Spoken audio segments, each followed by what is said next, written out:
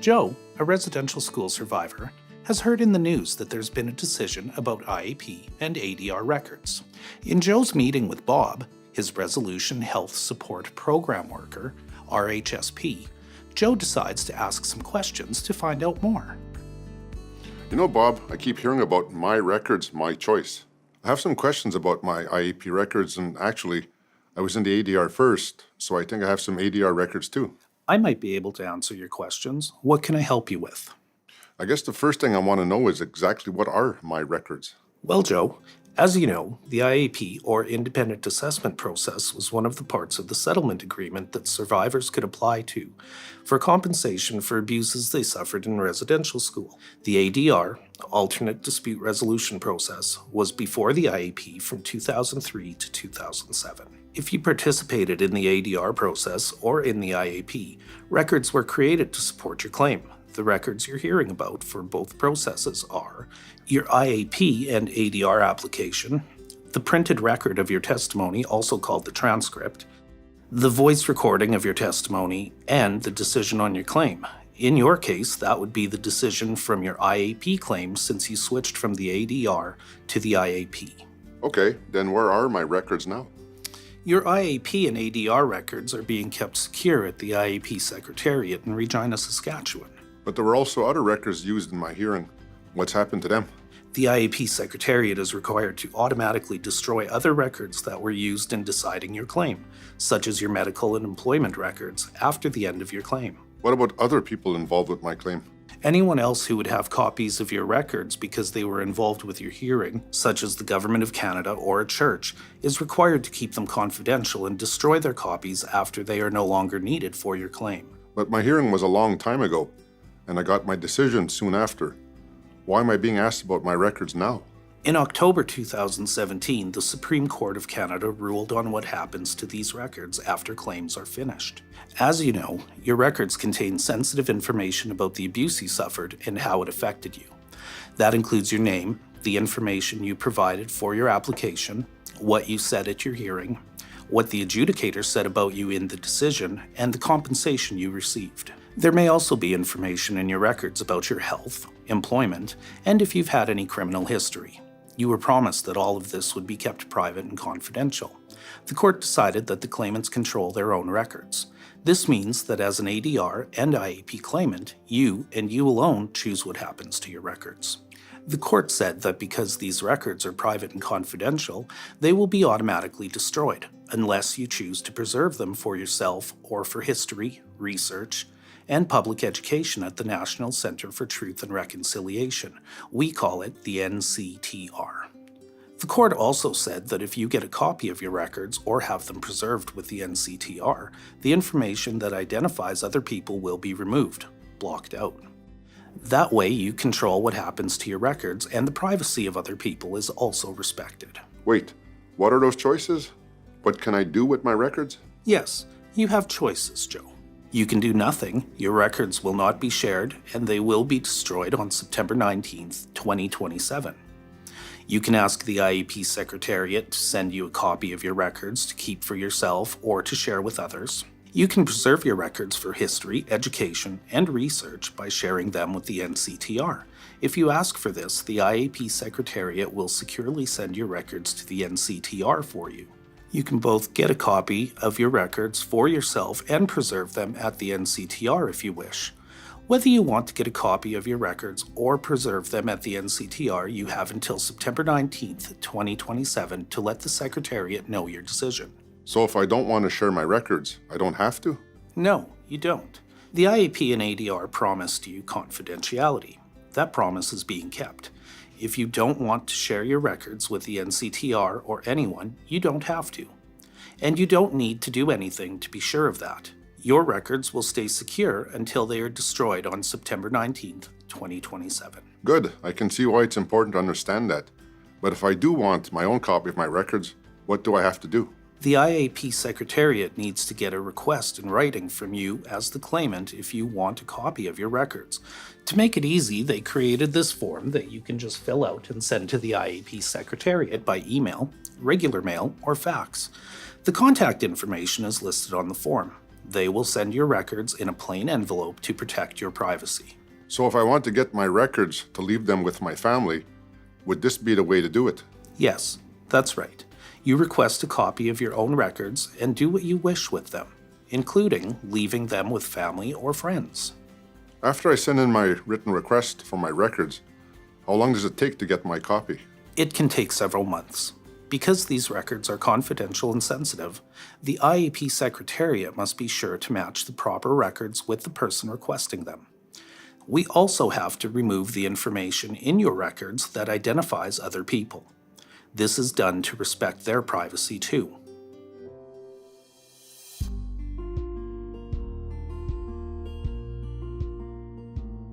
Ah, so that's if I want my own copy of my records. Can you tell me more about sharing my records with the National Centre for Truth and Reconciliation? You called it the NCTR? Certainly. Let me just grab a copy of the consent form for that. What's all this information on the form? Actually, the information in this consent form is really important because if you do decide to preserve your records at the NCTR, the consent form is your agreement with the NCTR for that. Remember, though, that the records are yours and you are free to share them or not. The consent form is 7 pages long. It explains what your records are and what sharing them with the NCTR means. If you decide to sign the consent form, the IAP Secretariat takes care of sending your records to the NCTR. We have already gone through quite a bit of the information in the consent form. Look, for example, page 1 gives a simple explanation of the IAP and ADR and says that the consent form is for people who had IAP or ADR claims. It explains the choices for your records that we have just discussed, and that those choices are yours and yours alone. Page 2 describes the records the IAP Secretariat is keeping. As we also discussed before, your application form, the transcript of your testimony, the voice recording of your testimony, the compensation decision on your claim. Yeah, well, I know I must have some records. Page 2 explains that there is a separate form if you want to get a copy of your records for yourself. It tells you about the court's decision that because your IAP and ADR records are private and confidential, they will be automatically destroyed unless you choose to preserve them for yourself or with the NCTR. That sounds important to know if I'm interested in sharing my records with them. Yes, it is. Let's talk about the NCTR.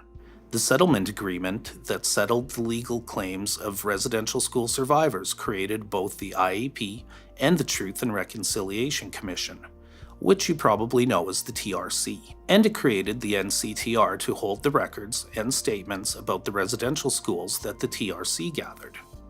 The NCTR will also hold the IAP and ADR records that claimants choose to share with it. That's what the consent form is about. So what does the NCTR do? The NCTR is hosted by the University of Manitoba in Winnipeg. It is a place of learning and dialogue to preserve the history and legacy of residential schools, ensure those memories are never forgotten, honor survivors, communities, and others affected by the residential school system, promote research into the residential school system and its effects, and foster truth, reconciliation, and healing across Canada. The NCTR does these things by allowing the public, researchers, educators, survivors, and their family to study and learn from its collection of records. The NCTR works in other ways too, such as by welcoming visitors to tour its gallery and holding public education and community engagement sessions. The NCTR does some of its work through a network of partner universities, colleges, and other organizations. I see. Can you tell me who is in charge of the NCTR? Good question. The NCTR is guided by a governing circle. Survivors or their families or descendants, the University of Manitoba, and other partner organizations are all represented on the governing circle. Most of the members of the governing circle are Indigenous. The NCTR also gets advice from a survivors circle to ensure that the voices of survivors remain central to its work. The University of Manitoba's security systems and rules for research involving sensitive, private information apply to the NCTR's collection of records. So what happens to my IAP and ADR records? if I decide to share them with the NCTR? The NCTR is committed to the respectful and dignified use of all records in its care, and to doing no harm to survivors, communities, and others affected by the residential school system. The NCTR will share its collection of TRC records with researchers, families, and the public over time, and depending on how sensitive they are. Some records will not be shared for many years. The rules are a little different for IAP and ADR records. Who the NCTR shares those records with will depend on whether a claimant decides they want restricted access or open access for their records. Page 3 of the consent form explains more about those two options. Before we get into the details of those options, can you tell me, if I want to learn more about the NCTR and maybe talk with someone there, how can I do that? Of course. There are a few ways to get more information about the NCTR. You can find the NCTR's information pamphlet and video on its website at nctr.ca/archives.php, or through links on the IAP information website at myrecordsmychoice.ca. You can also call the NCTR directly with your questions, toll-free at 1-855-415-4534. Now, you said that if I want to share my records with the NCTR, there are two options for doing that. Yes, the two options are restricted access and open access. Let's look at those on page 3 of the consent form.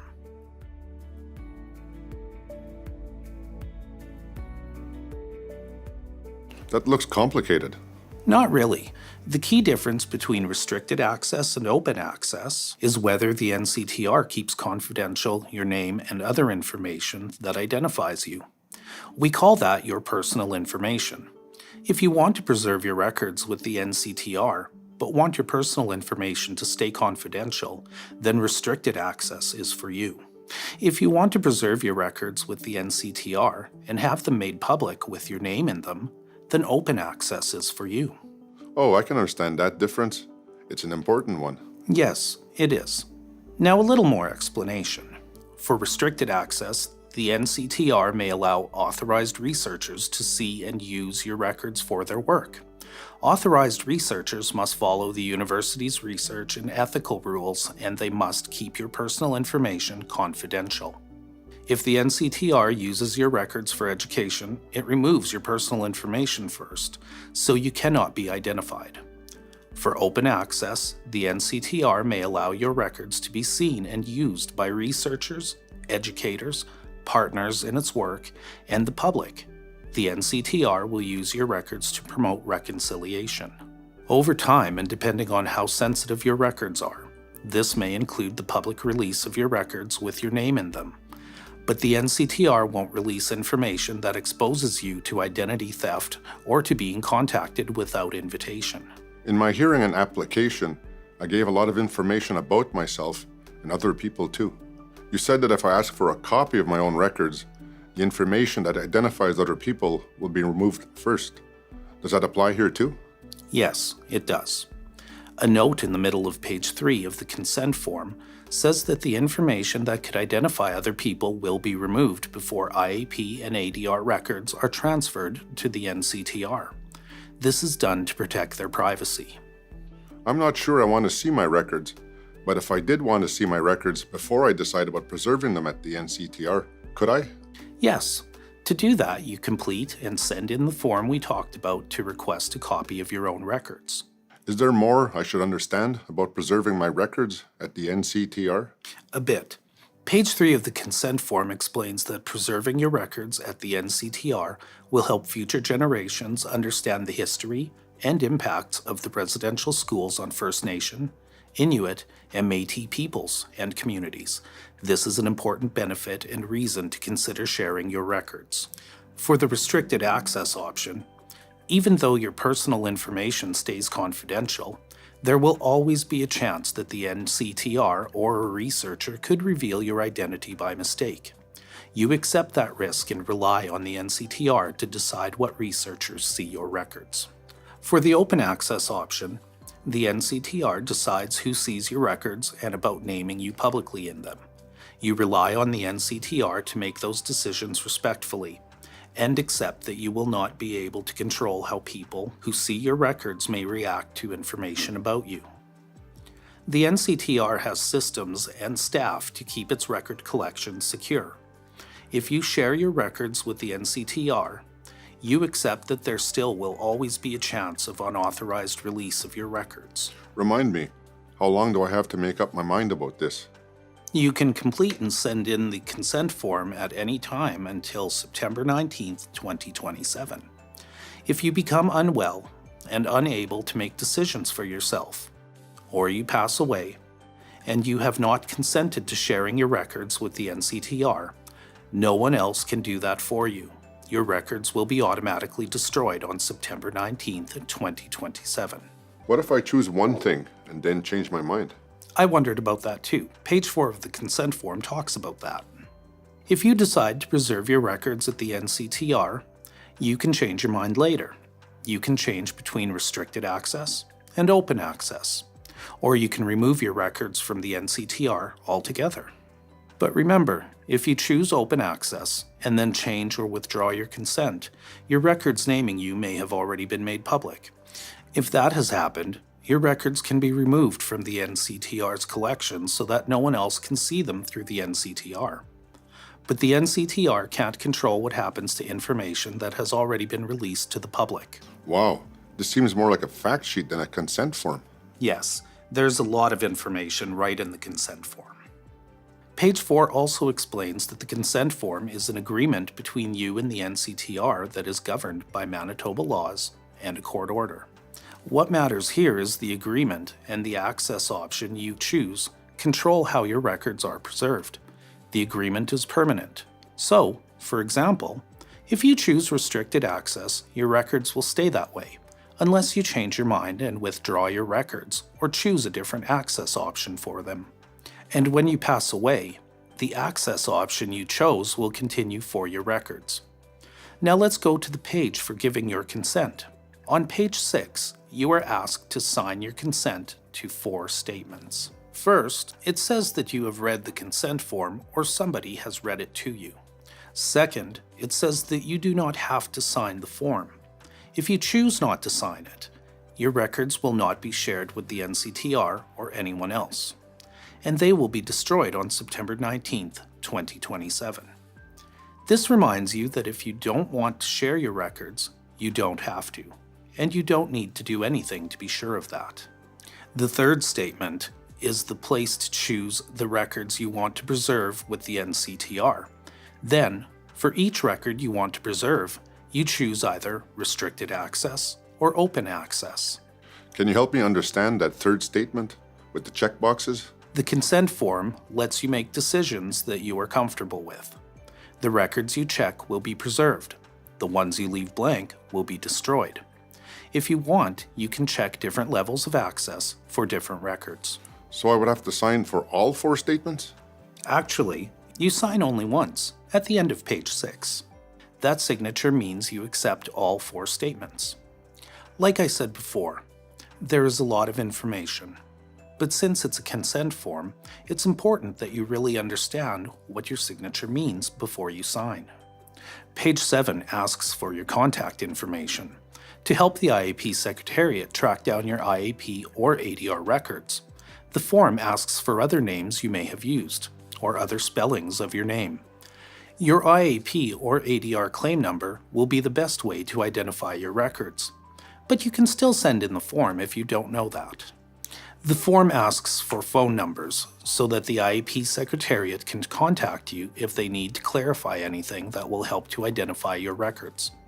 You'll notice the part where you put your phone number asks you to say yes or no to whether the IAP Secretariat can leave a message.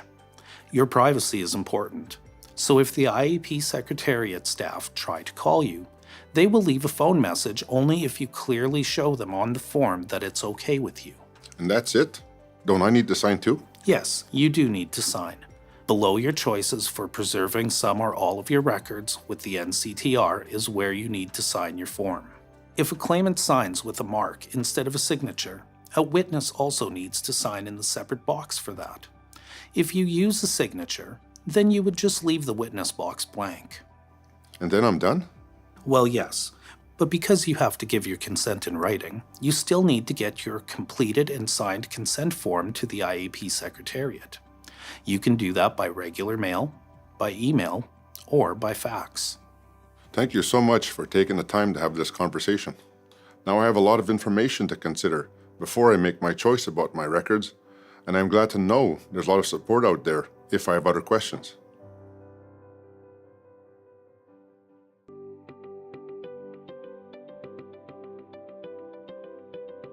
If you have questions about your IAP and ADR records, or if you would like us to send you the form you can use to have a copy of your records sent to you, or a consent form for preserving your records with the National Centre for Truth and Reconciliation, call IAP Information toll-free at 1-877-635-2648. Or check out our website, myrecordsmychoice.ca. You can also call resource lines, Assembly of First Nations toll-free at 1-833-212-2688. Inuit representatives have a few numbers you can call. For the Inuvialuit, call 1-867-777-7018. Or you can call Makivik toll-free at 800-369-7052.